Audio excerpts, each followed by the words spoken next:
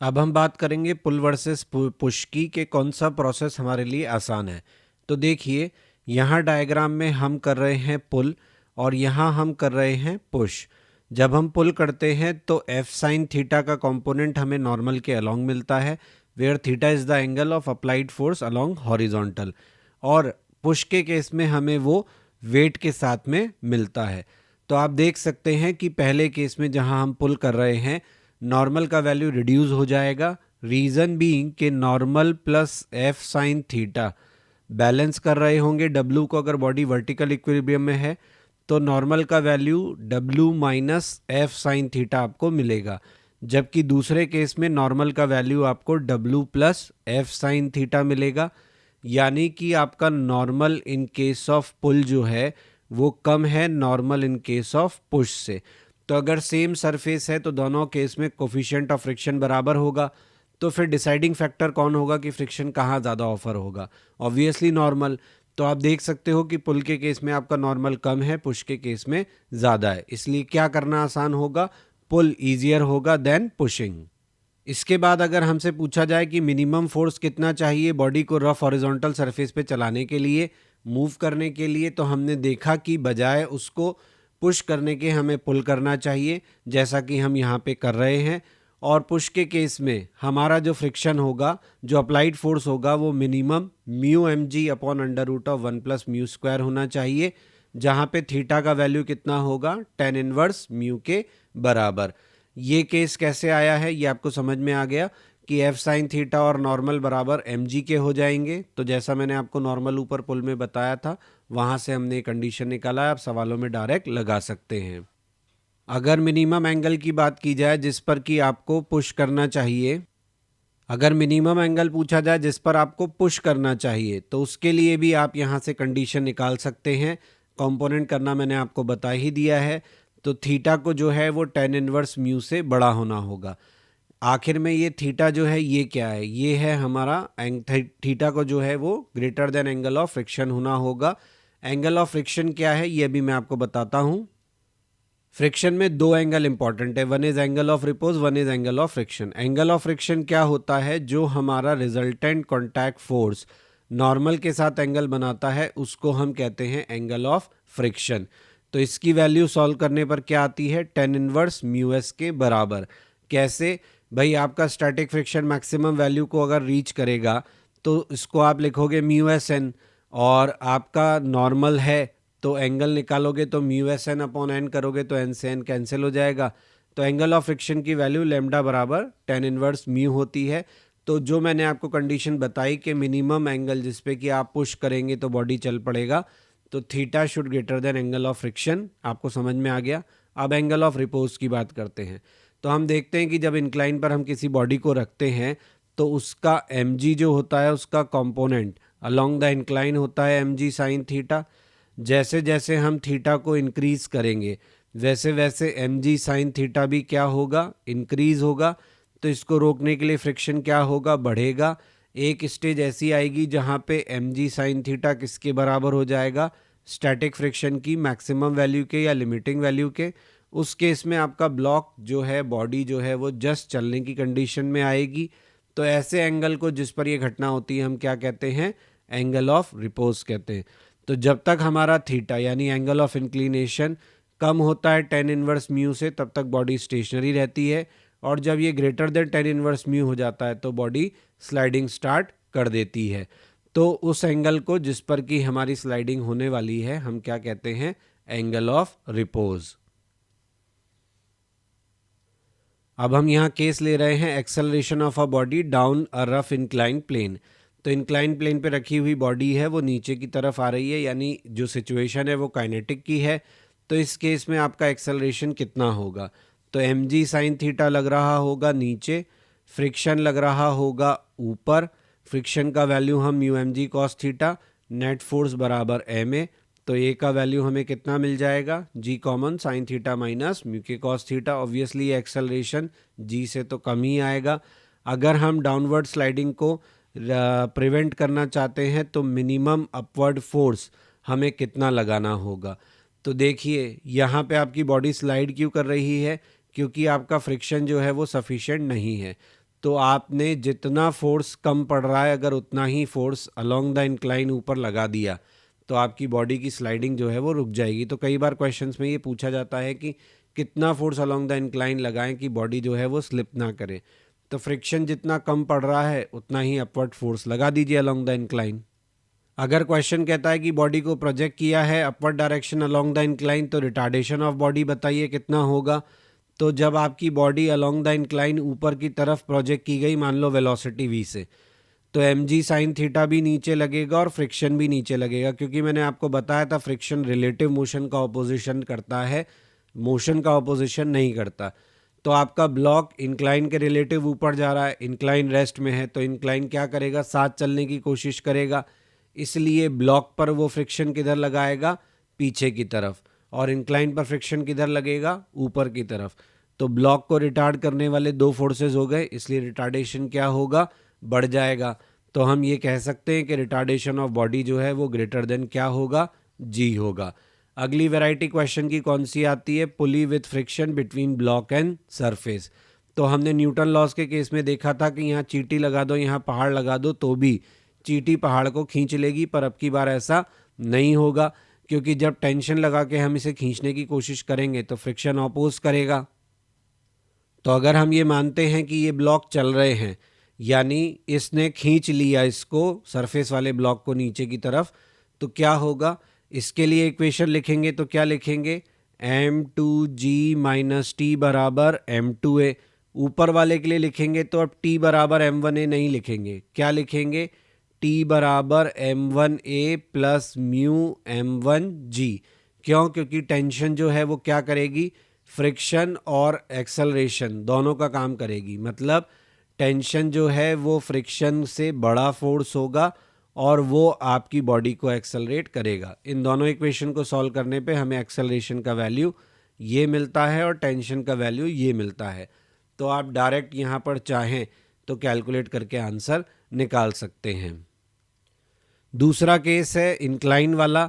अगर इंक्लाइन का केस दिया जाए बजाय बिल्कुल हॉरिजॉन्टल सरफेस के, तो उस केस में क्या होगा, उस केस में लटकने वाले ब्लॉक के लिए इक्वेशन क्या बनेगी, लटकने वाले ब्लॉक के लिए इक्वेशन बनेगी m1g माइनस टी बराबर m1a। मतलब इसमें कोई चेंज नहीं, लेकिन जो ब्लॉक इंक्लाइन पे रखा है उसके लिए क्या इक्वेशन बनेगी, t minus m2g sign theta minus mu m2g cos theta बराबर m2a। इन दोनों इक्वेशन को सॉल्व करके हम एक्सेलरेशन की वैल्यू निकाल सकते हैं और टेंशन की वैल्यू निकाल सकते हैं। क्वेश्चन में हमें दिया है ब्लॉक ऑफ मास 2 kg है, स्लाइड डाउन कर रहा है इंक्लाइन प्लेन पर, जिसका एंगल 30 हॉरिजॉन्टल के साथ है, कोफिशिएंट ऑफ फ्रिक्शन दिया हुआ है।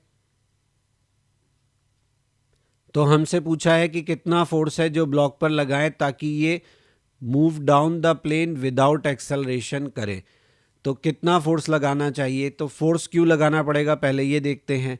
डाउन द इंक्लाइन फोर्स कितना लगेगा, 2g साइन 30, ये कितना हो गया 20 इंटू हाफ 10 न्यूटन, और अगर फ्रिक्शन की बात करें तो वो कितना है √3/2 2g कॉस 30 यानी √3/2।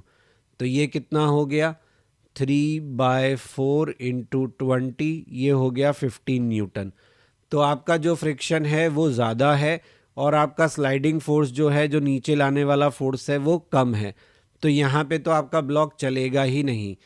तो इस केस में क्या होगा, आपको 5 न्यूटन का फोर्स लगाना पड़ेगा। 10 न्यूटन तो mg साइन थीटा लग ही रहा है, 5 न्यूटन और डाउन द इंक्लाइन लगा दो तो टोटल फोर्स कितना हो जाएगा 15। तो 15 down the incline, 15 up the incline, net force 0। तो विदाउट एक्सेलरेशन कांस्टेंट वेलोसिटी आपका ब्लॉक जो है वो नीचे आ जाएगा। फिर क्वेश्चन में पूछा है कि कितना फोर्स लगाएं ताकि ब्लॉक जो है वो मूव अप करे विदाउट एनी एक्सेलरेशन। तो मूव अप में क्या परेशानी है, आप मूव अप कराओगे तो अब mg साइन थीटा और फ्रिक्शन दोनों साथ हो जाएंगे। तो आपको जो फोर्स लगाना पड़ेगा वो कम से कम 10 + 15 यानी 25 न्यूटन लगाना पड़ेगा। तो नीचे लाने के लिए 5, ऊपर ले जाने के लिए 25 न्यूटन। अगले क्वेश्चन में हमें कहा है कि एक बॉडी को हमने इन रफ इंक्लाइन प्लेन पे रखा है जो जस्ट बिगिन टू स्लाइड है, कोफिशिएंट ऑफ फ्रिक्शन पूछा है if the gradient of the plane is 1/4। तो 1/4 का मतलब ये है कि आपका अगर इंक्लाइन ये है, ये एंगल थीटा है, तो ये 1 है और ये 4 है, यानी साइन थीटा का वैल्यू 1:4 है। तो टेन थीटा का वैल्यू कितना हो जाएगा? ये होता है परपेंडिकुलर अपॉन हाइपोटेनस। तो परपेंडिकुलर अपॉन बेस के लिए क्या हो जाएगा? 16 - 1 यानी 1/√15। तो हमें चाहिए थीटा।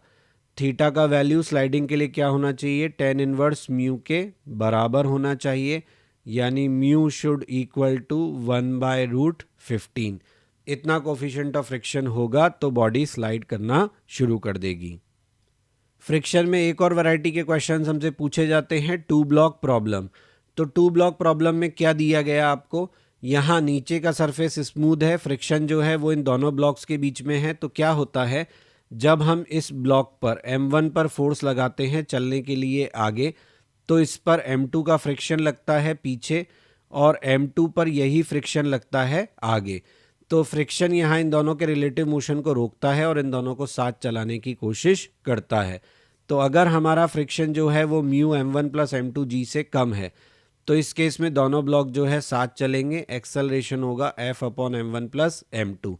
ये आप डायरेक्ट चेक कर सकते हो क्वेश्चंस में कि अगर आपको दिया हुआ F mu M1 plus M2G से छोटा है तो आप ध्यान रखना कि दोनों ब्लॉक साथ चलेंगे, एक्सेलरेशन डायरेक्ट निकाल सकते हो क्योंकि ये सिस्टम बन जाएगा, फ्रिक्शन जो है वो इंटरनल फोर्स बन जाएगा। और मैक्सिमम एक्सेलरेशन पूछा जाए जिससे कि आप ब्लॉक को चला सकते हो, तो मैक्सिमम एक्सेलरेशन हो जाएगा म्यू जी। अगर आपका फोर्स इससे बड़ा हो जाता है तो स्लाइडिंग स्टार्ट हो जाएगी। तो आपके M1 के लिए तो क्या होगा, इक्वेशन बनेगी F माइनस फ्रिक्शन बराबर M1A, और M2 के लिए इक्वेशन बनेगी F बराबर M2A डैश। एक्सेलरेशन दोनों के बदल जाएंगे। M1 का एक्सेलरेशन जैसा कि मैंने आपको बताया अप्लाइड फोर्स माइनस फ्रिक्शन से निकालेंगे। M2 का एक्सेलरेशन फ्रिक्शन की वजह से ही आएगा, ये कांस्टेंट रहेगा और ये वेरिएबल होगा, यानी जैसे जैसे अप्लाइड फोर्स की वैल्यू बढ़ाओगे वैसे वैसे M1 का एक्सेलरेशन बढ़ेगा, लेकिन M2 की वैल्यू जो है एक्सेलरेशन की फिक्स है क्योंकि वो किसके कारण आ रहा है? फ्रिक्शन के कारण। और फ्रिक्शन अपनी वैल्यू मैक्सिमम पर आने के बाद बढ़ा नहीं सकता, वो उतना ही रहेगा। तो यहाँ क्वेश्चन में हमें कहा है कि एक्सेलरेशन ऑफ ब्लॉक्स निकालना है, force of friction between them हमको एक्सेलरेशन ऑफ ब्लॉक और फोर्स ऑफ फ्रिक्शन निकालना है। फोर्स हमने यहाँ पे लगाया है 50 न्यूटन का। तो पहले हम चेक कर लें कि ये म्यू M1 प्लस M2G से छोटा है या बड़ा है। Mu M1 plus M2 into जी, ये कितना हुआ? 4 इंटू 15, ये कितना हुआ हमारा? 60 न्यूटन। तो हमारा अप्लाइड फोर्स 60 न्यूटन से छोटा है, तो दोनों ब्लॉक साथ चलेंगे। एक्सेलरेशन ऑफ सिस्टम क्या लिखोगे? Applied force divide by total mass. तो ये कितना आ जाएगा? ये कॉमन एक्सेलरेशन आएगा, लेकिन यहाँ पे ट्विस्ट है कहानी में। आपका जो फोर्स लगाया गया है वो आपके 10 kg पे नहीं 5 kg पे लगाया है। अब अगर हम 10 kg वाले के लिए देखें तो 10 kg वाले को 50/15 के एक्सेलरेशन से चलने के लिए इतना फोर्स चाहिए, जबकि इस पर मैक्सिमम फोर्स कितना लग सकता है? 0.4 इंटू 5 इंटू जी, ये कितना हो जाएगा? 20 न्यूटन। और यहाँ हम देख सकते हैं ये कितना आ रहा है, तो ये आ गया हमारा 5×3 और ये हो गया 100/3। तो 100/3 यानी 33 के लगभग। तो आपको जो फोर्स चाहिए वो ज़्यादा है और जो फ्रिक्शन आपको फोर्स देगा वो कम है। इसका मतलब दोनों ब्लॉक अलग चलेंगे, एक्सेलरेशन दोनों के कॉमन नहीं होंगे। तो सेपरेट कैलकुलेशन करनी पड़ेगी। 5 kg वाले ब्लॉक पर यानी ए पर 50 न्यूटन आगे लगेगा, फ्रिक्शन पीछे लगेगा कितना? 100/3 यानी 33.3। तो एक्सेलरेशन ऑफ ए हो जाएगा 50 माइनस 33.3 डिवाइडेड बाय मास। और बी के केस में एक्सेलरेशन कितना होगा? तो जो फ्रिक्शन का वैल्यू है, सॉरी ये 33.3 तो रिक्वायर्ड था, ये कितना होगा?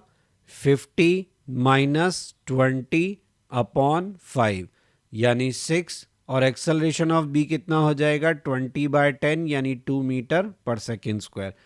तो हमें केस समझ में आ गया। यहाँ पे जो फोर्स लगाया है, एक तो वो 10 kg पे नहीं लगाया, दूसरी बात ये है कि यहाँ पे आपके जो ब्लॉक्स हैं उनके बीच में जब एक्सेलरेशन का कैलकुलेशन हम करते हैं कॉमन लेके, तो हमें पता लगता है कि फ्रिक्शन इज़ नॉट सफिशिएंट। अब दूसरे वाले केस में क्या दिया है? दूसरे वाले केस में मास ऑफ ए दिया हुआ है 10 kg, मास ऑफ बी दिया है 20 kg, एफ बराबर दिया है 90, म्यू दिया है 0.4।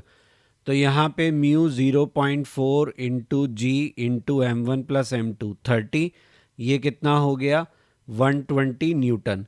तो ऑब्वियसली हमारा जो फोर्स है वो 120 न्यूटन से छोटा है, यानी दोनों ब्लॉक साथ चलेंगे। एक्सेलरेशन हो जाएगा applied force divided by total mass, यानी 3 मीटर पर सेकेंड स्क्वायर।